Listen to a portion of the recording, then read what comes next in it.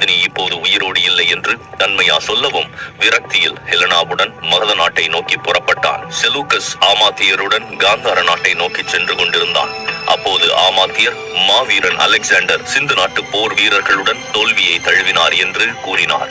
அவர் கூறியதை கேட்டதும் செலூக்கஸின் முகத்தில் குடிகொண்டிருந்த மகிழ்ச்சி ஒரு கணத்தில் மறைந்தது. இப்போது செலூக்கஸ் கோபத்தில், முன்பு இருந்த நிலைமை இப்போது மாறிவிட்டது ஆமாத்தியரே. இப்போது காந்தார நாட்டின் யானை படையும் நம்மிடம் உள்ளது. அந்த படை இந்த காடுகளை ஒன்றுமில்லாமல் ஆக்கிவிடும். அதன் பிறகும் ஏதேனும் பற்றாக்குறை ஏற்பட்டால் நான் என்னுடைய நாட்டிலிருந்து இரண்டாவது பெரிய படையை அழைப்பேன். எதை செய்தாவது நான் இந்த மகத நாட்டை கைப்பற்றாமல் விடப்போவதில்லை என்று கூறி மீண்டும் ஒரு முறை காந்தார நாட்டின் திசையை நோக்கி குதிரையை செலுத்தவும் என்று கூறினான். செலூக்கஸின் கட்டளையின் பெயரில் அவனது கிரேக்க படை புஷ்பநாதனின் நாட்டை கைப்பற்றுவதற்காக முன்னோக்கி சென்றது.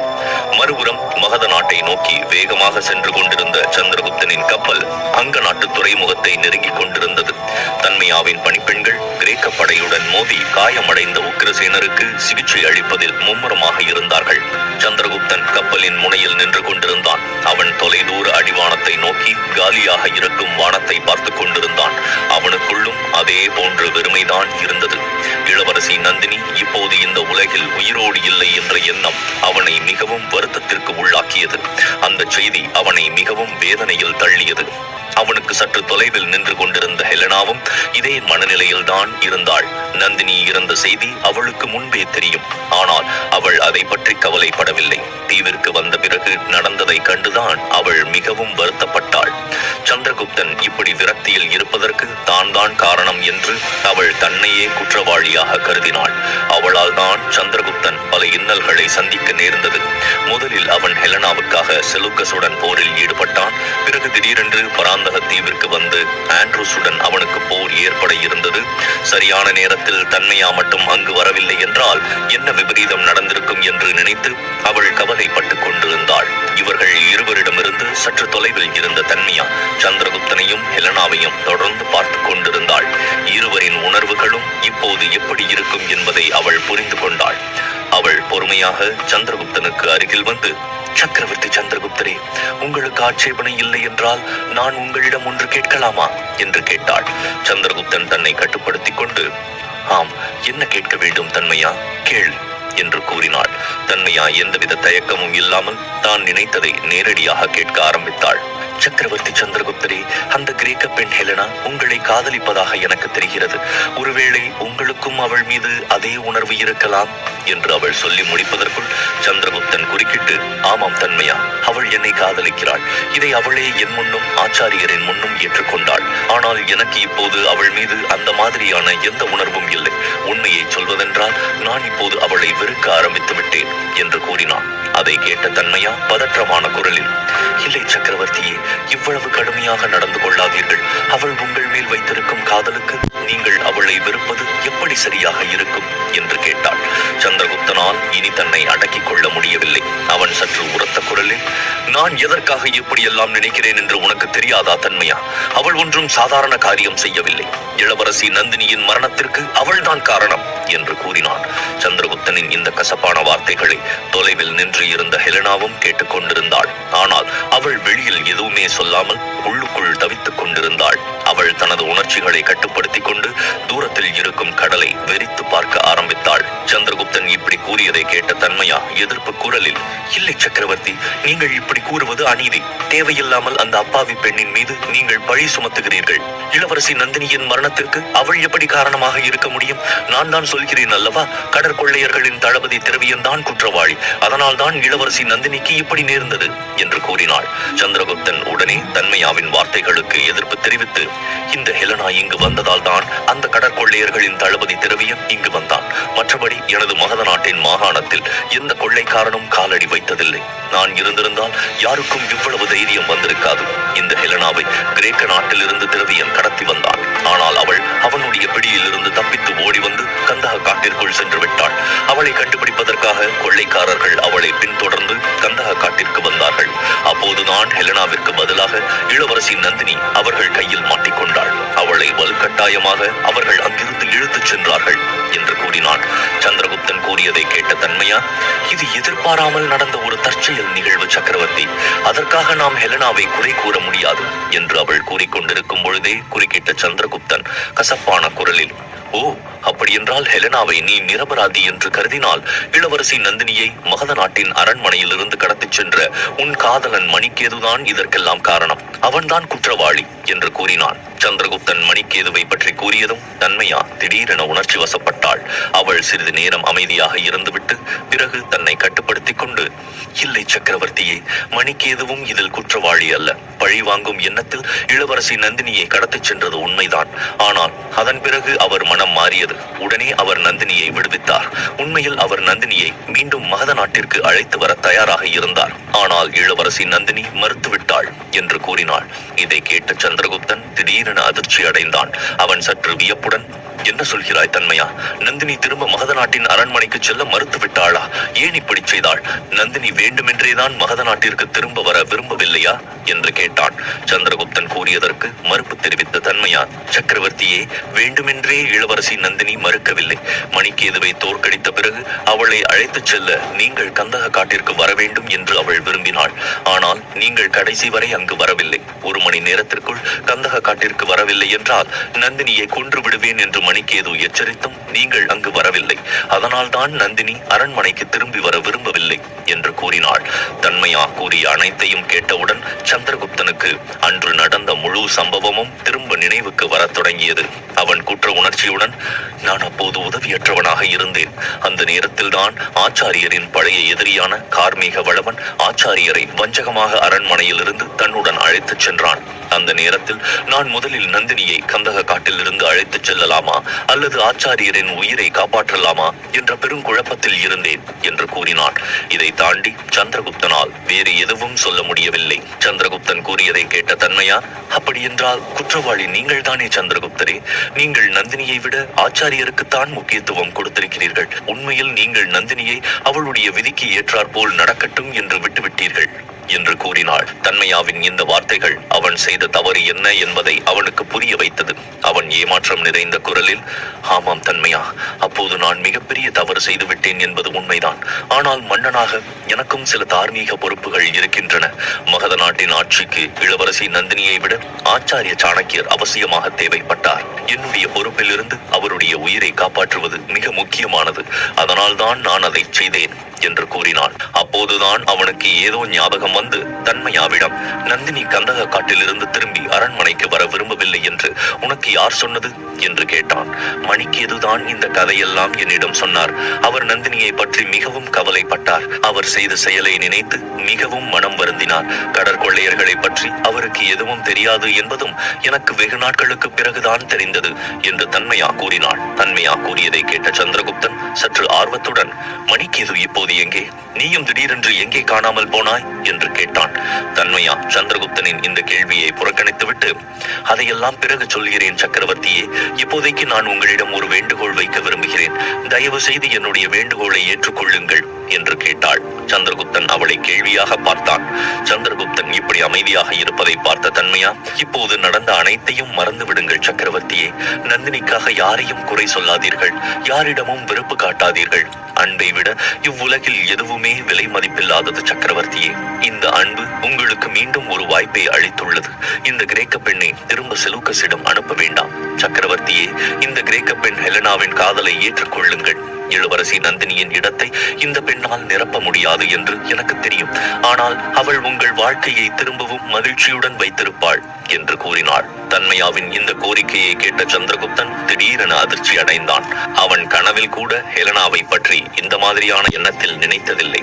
தன்மையா கூறியதை கேட்ட சந்திரகுப்தன் தூரத்தில் நின்று கொண்டிருந்த ஹெலனாவை ஒரு பார்வை பார்த்தான்.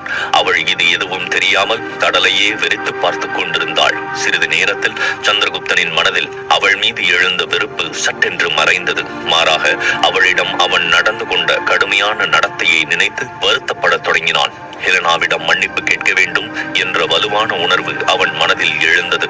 அவன் அதை செய்ய நினைக்கும் பொழுது திடீரென்று ஒரு பெரிய சத்தத்துடன் கப்பல் நின்றது. திடுக்கிட்ட சந்திரகுப்தன் திரும்பி பார்த்தபோது அங்கு நாட்டு துறைமுகத்தை கப்பல் வந்து சேர்ந்ததை பார்த்தான். அதாவது அவர்கள் அனைவரும் மகத நாட்டின் எல்லைக்குள் நுழைந்து விட்டார்கள். இப்போது அவர்கள் நேராக அரண்மனைக்கு செல்ல வேண்டும். கப்பல் துறைமுகத்தை வந்து சேர்ந்ததும் அனைவரும் கப்பலில் இருந்து கீழே இறங்க ஆரம்பித்தார்கள். அதே நேரத்தில் மறுபுறம் செலூக்கஸ் ஆமாத்தியருடன் காந்தார நாட்டை நோக்கி சென்று கொண்டிருந்தான். சௌராஷ்டிரா வரைக்கும் உள்ள எல்லா நாட்டையும் தன்னுடைய ஆதிக்கத்தின் கீழ் கொண்டு வந்த செலூக்கஸ் இப்போது காந்தார நாட்டை விரைவில் அடைந்து அங்கிருந்து ஒரு பெரிய தாக்குதலை நடத்த விரும்பினான். தன்னுடைய மகள் ஹெலனா கிரேக்க நாட்டிற்கு பத்திரமாக சென்று அடைவாள் என்ற திருப்தியும் அவனுக்குள் இருந்தது. ஆனால் ஹெலனா இன்னும் கிரேக்க நாட்டை சென்றடையவில்லை. சந்திரகுப்தன் பாதியிலேயே அவளை தன்வசம் கொண்டு வந்து மகத நாட்டிற்கு அழைத்து சென்றான் என்பது அவனுக்கு தெரியாது. மறுபுறம் இந்த நேரத்தில் மகத நாட்டின் அரண்மனையில் ஆச்சாரிய சாணக்கியர் தனது அறையில் அமர்ந்து சம்புநாதர் மற்றும் வியாபாரி மோகனதாசருடன் தீவிர விவாதத்தில் ஈடுபட்டிருந்தார். மகத நாடு மற்றும் அதன் அண்டை மாகாணங்களின் ஒரு பெரிய வரைபடம் அவருக்கு முன்னால் வைக்கப்பட்டிருந்தது.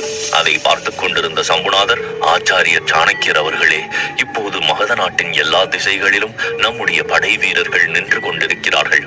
எளிதில் எந்த எல்லையிலும் எதிரிகளால் நுழைய முடியாது. ஆனால் ஒரே ஒரு ஆபத்து மட்டும் இருக்கிறது. தெற்கு பகுதியில் உள்ள கடற்கரையில் கடற்படை வீரர்களின் எண்ணிக்கை அதிகமாக இல்லாததால் சற்று ஆபத்து நிறைந்ததாக இருக்கிறது. நம்முடன் 3 அணிகள் மட்டுமே தயாராக இருக்கின்றன. அதில் நாம் ஒரு குழுவை செந்தூரனுடன் அனுப்பி வைத்துள்ளோம். மீதமுள்ள 2 படைகளிலும் போர் வீரர்கள் போதுமானதாக இல்லை என்று கூறினார். அதை கேட்ட ஆச்சாரியர் தீவிரமான குரலில், சரியாக சொன்னீர்கள் சம்புநாதரே. காந்தாரா நாட்டின் போர்க்கப்பல்களும் கப்பற்படையும் மிகவும் சக்தி வாய்ந்தவை. இப்பொழுது செலூக்கஸ் அவற்றை கைப்பற்றி இருக்க வேண்டும். ஆனால் நாம் போரஸுக்கு இது தொடர்பாக தகவல் அனுப்பி இருக்கிறோம்.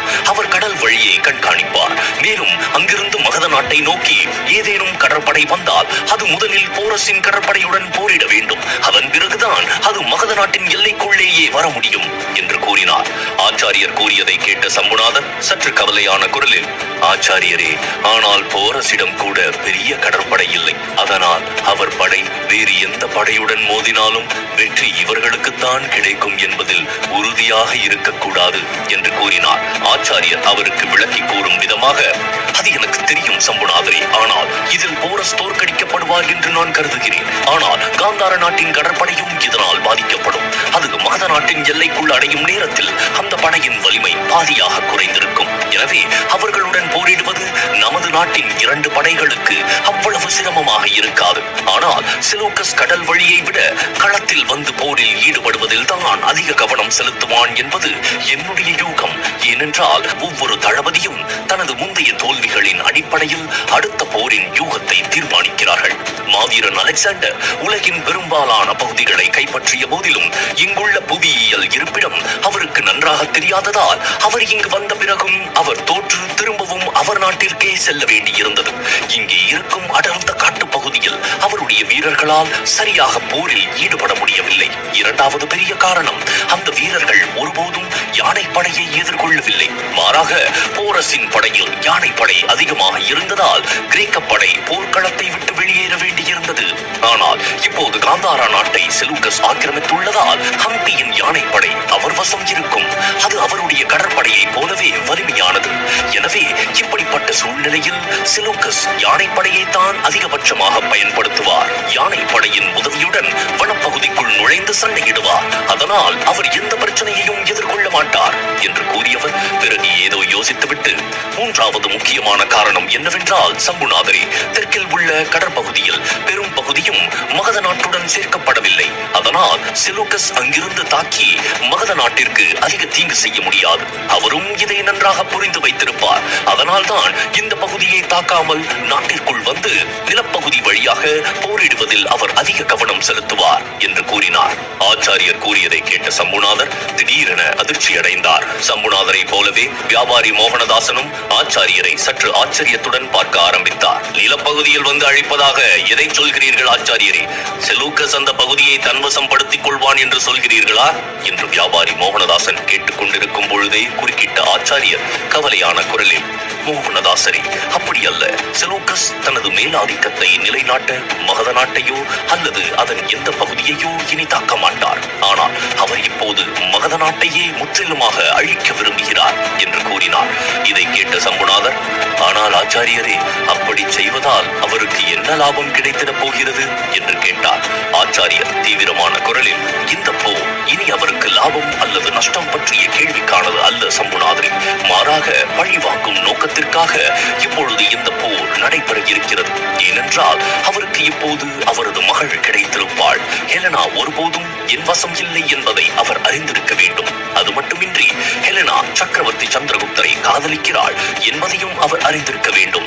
ஏனென்றால் அவள் இனிமேல் கிரேக்க நாட்டிற்கு திரும்பச் செல்ல விரும்ப மாட்டாள். ஹெலனா இப்படி செய்வதை ஒரு கிரேக்க நாட்டின் பெரும் தளபதி, பெருமை மிக்க போர் வீரன் இதை ஒருபோதும் ஏற்றுக்கொள்ள மாட்டார். ஹெலனாவின் இந்த செயலால் அவருடைய மனம் புண்பட்டிருக்கும். அதனால் தன் மகளின் செயல் தவறு என்பதை புரிய வைப்பதற்காக மகத நாட்டை கைப்பற்ற நினைத்திருப்பார். ஆனால் மகத நாட்டை தோற்கடிக்க விரும்பவில்லை. அதற்கு பதிலாக நம்மை மட்டுமே தாக்குவார் என்று ஆச்சாரியர் சொல்லிக் கொண்டிருக்கும் போது திடீரென்று ஒரு குரல் அங்கே எதிரொலித்தது. செலூக்கஸின் இந்த கனவு நான் உயிருடன் இருக்கும் வரை நிறைவேறாது ஆச்சாரியரே என்று கேட்டது. ஆச்சாரியர் உட்பட அனைவரும் ஆச்சரியத்துடன் குரல் வந்த திசையை பார்த்தபோது சந்திரகுப்தன் அறையின் வாசலில் நின்று கொண்டிருந்தான். சந்திரகுப்தனை பார்த்ததும் இன்ப அதிர்ச்சி அடைந்த ஆச்சாரியர் தன் இடத்தை விட்டு எழுந்து, சந்திரகுப்தா, திடீரென்று எப்படி வந்தாய்? ஏன் எனக்கு தகவல் எதுவும் அனுப்பவில்லை என்று கேட்டார். சந்திரகுப்தன் சற்று முன்னால் வந்து ஆச்சாரியரின் பாதங்களை தொட்டு வணங்கிவிட்டு, ஆச்சாரியரே, திடீரென்று வரவில்லை. ஆனால் நான் தொடர்ச்சியான பயணத்தில் அரண்மனையை வந்து சேர்ந்தேன். நான் அங்க நாட்டு துறைமுகத்திலிருந்து அடர்ந்த காடுகளின் வழியாக அரண்மனையின் பின்பக்க வழியாக வந்து நுழைந்ததால் உங்களிடம் எந்த தகவலையும் தெரிவிக்கவில்லை என்று கூறினான். சந்திரகுப்தன் கூறியதை கேட்ட சம்புநாதர், சக்கரவர்த்தியே, உங்களிடமிருந்து எந்த புரிதலை நாங்கள் எதிர்பார்த்தோம். ஏனெனில் ஒரு பெரிய கிரேக்க படை வடகிழக்கு எல்லையில் குடிகொண்டிருக்கிறது. அது மட்டுமின்றி செலூக்கஸ் இப்போது அங்கு ஆட்சி செய்கிறார் என்று கூறிக்கொண்டிருக்கும் பொழுது சந்திரகுப்தன் நடுவில் அவரை நிறுத்தி, சம்புநாதரே, இது அனைத்தும் எனக்கு தெரியும். ஆனால் நீங்கள் உக்கிரசேனரை உடனடியாக ராஜ வைத்தியசாலைக்கு அழைத்துச் சென்று சிகிச்சை அளிக்க ஏற்பாடு செய்ய வேண்டும். அவரது உடல்நிலை இப்பொழுது மிகவும் மோசமாக இருக்கிறது என்று கூறினான். இதை கேட்ட சம்புநாதர் ஆச்சாரியரின் அறையில் இருந்து உடனே வெளியே வந்தார். ஆச்சாரியரும் அவரை பின்தொடர்ந்து வந்தார். வெளியே வந்தவுடன் காயப்பட்ட நிலையில் இருக்கும் உக்கிரசேனரை கீழே விழாமல் இருப்பதற்காக பிடித்துக் கொண்டிருந்த தன்மையாவையும் அவளுடைய பணிப்பெண்களையும் பார்த்தார்கள். ஹெலனா அவர்களுக்கு அருகில் தலை குனிந்து நின்று கொண்டிருந்தாள். இதுவரைக்கும் கண்களை உயர்த்தி யாரையும் அவள் பார்க்கவில்லை. ஒருவேளை அவளுக்கு அதற்கான தைரியம் இல்லாமல் இருந்திருக்கலாம். ஹெலனாவை பார்த்ததும் ஆச்சாரியரின் முகம் ஆச்சரியத்தில் வியந்தது. சம்புநாதருக்கும் ஆச்சரியமாக இருந்தது. ஆனால் உக்கிரசேனரின் நிலையை பார்த்த அவர் உடனடியாக வைத்தியரை அழைக்கும்படி உத்தரவிட்டார்.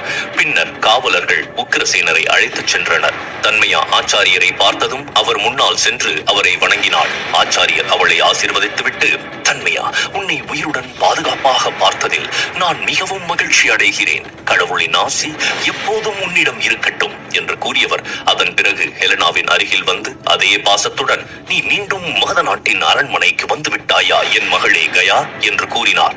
இன்னமும் தன்னை கயா என்று ஆச்சாரியர் கூப்பிடுவதை பார்த்த ஹெலனா முதலில் அதிர்ச்சி அடைந்தாள். பிறகு வலி மிகுந்த குரலில், நான் யார் என்று உங்களுக்கு நன்றாகவே தெரியும் அல்லவா ஆச்சாரியரே? இன்னும் ஏன் என்னை கேலி செய்கிறீர்கள்? நான் உங்கள் எதிரி செலூக்கஸின் மகள். என் உண்மையான பெயர் ஹெலனா என்று கூறினாள். ஆச்சாரியர் சற்றும் அதிர்ச்சி அடையாமல், நான் உன்னை கேலி செய்யவில்லை. உன் பெயர் எதுவாக இருந்தாலும் சரி, நான் உன்னை என் மகள் என்றுதான் அழைத்தேன். என் உணர்வுகளும் உன்னை பற்றிய எனது அணுகுமுறையும் முன்பு இருந்த அதே மகளாகவே தான் இருக்கின்றன என்று கூறினார். ஆச்சாரியர் இப்படி கூறுவதை கேட்ட ஹெலனா சற்று உணர்ச்சி வசப்பட்டாள்.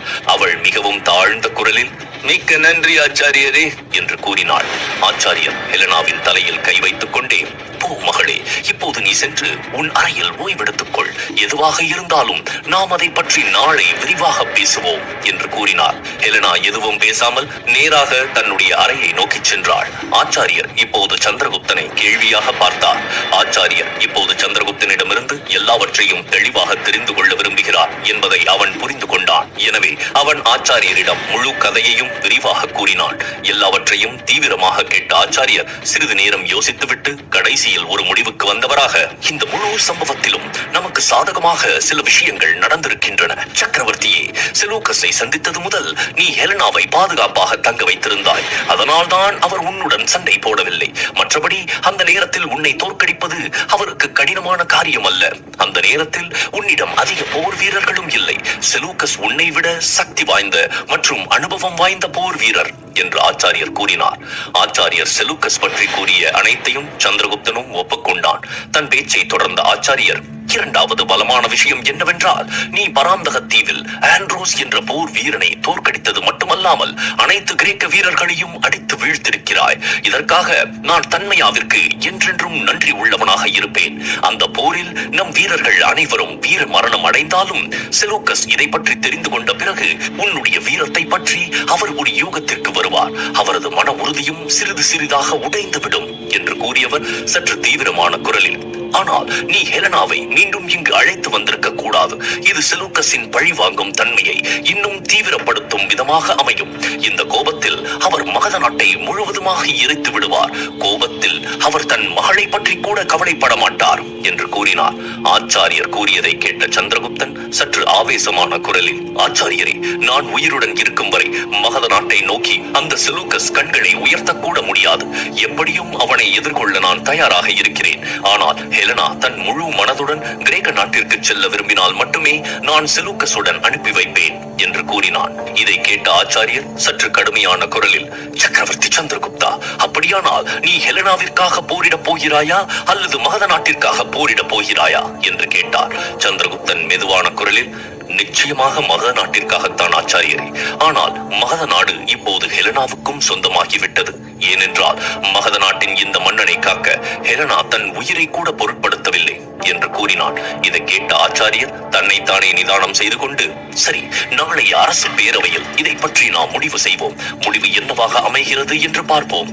இப்போது சென்று நீ ஓய்வெடுத்துக் கொள். ஏற்கனவே தாமதமாகிவிட்டது என்று சொல்லிக்கொண்டே தன் அறைக்கு திரும்பினார் ஆச்சாரியர். சந்திரகுப்தன் இப்போது அரண்மனையின் முற்றத்தில் தனியாக நின்று கொண்டிருந்தான். பிறகு அவனும் தன் அறையை நோக்கி சென்றான்.